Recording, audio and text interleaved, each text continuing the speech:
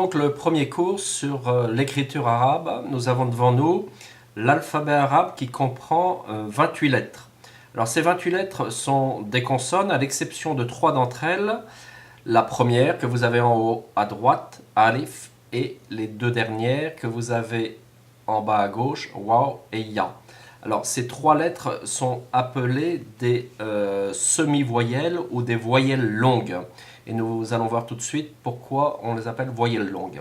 Alors vous allez noter que certaines de ces lettres se ressemblent et ne se distinguent que par l'adjonction d'un ou plusieurs points. Alors c'est très important quand on écrit l'arabe de bien noter ces points, sinon vous écrivez une lettre qui ne correspond pas à ce que vous souhaitez.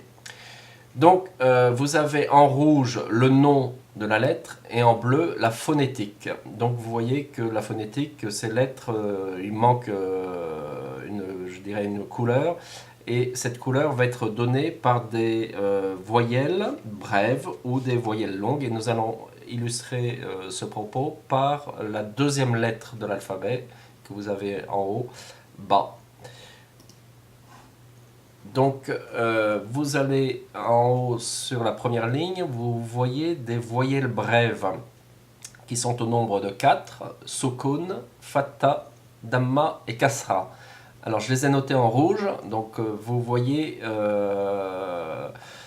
que ces petits signes doivent être placés soit au-dessus, soit sous la lettre et va donner sa couleur à la lettre. La sukun, c'est une voyelle muette, donc ici le ba se transforme en ba. Le fatta va donner ba, damma va donner bou et kasra va donner bi.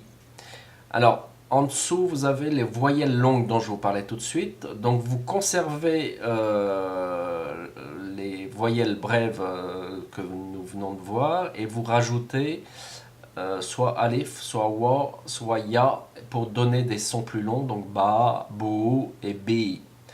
Et enfin, dernière application de ces voyelles, quand vous voulez donner à votre mot une terminaison en ban ou en boun ou en bin, vous allez doubler la voyelle brève.